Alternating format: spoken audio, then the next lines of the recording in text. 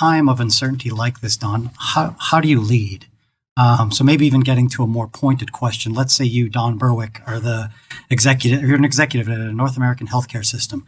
What actions are you taking on a daily basis? Is it business as usual? Are you making contingency plans? More time with staff, patients? What are you doing?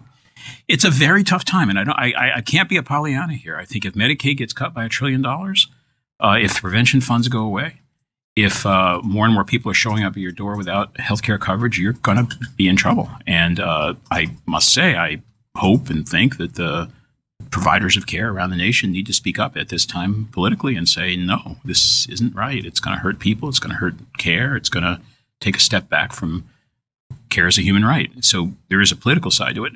Locally, I mean, the best answer I can give is let's stick to our quality knitting. The IHI, the People in the Leadership Alliance, the movement that exists around the country, around the world toward quality is the right movement. The Healthcare Affordable Care Act or not, AHCA or not, is poorly designed. It does not design to meet the needs of people with chronic illness. It's not designed for prevention. It's not designed to take advantage of the resources of communities to keep people whole and well.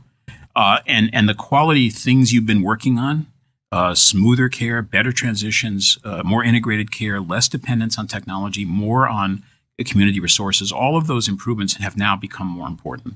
They always were, but they're more important now. And it looks like the money will decrease. And so we're going to have to find a way to do more with less.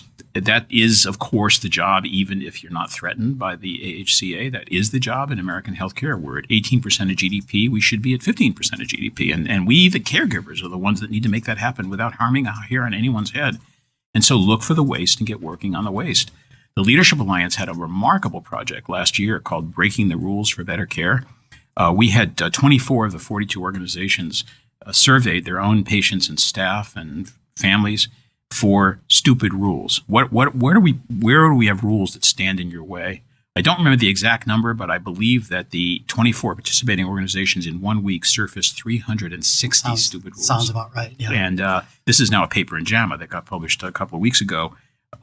You as a leader can work on that. You can make the system more rational, less wasteful, and I think we need to work on that. Since Medicaid's the target of this work and always will be, work on equity. We've got to actually work all together as a healthcare community to find out how to meet the needs of the people who are the most disadvantaged. That includes the poor and the near poor, and a lot of the near poor are working people.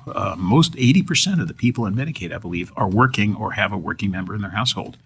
So this is really the core job. That job doesn't change. It's quality, quality, quality, and it's waste reduction, and that remains the job.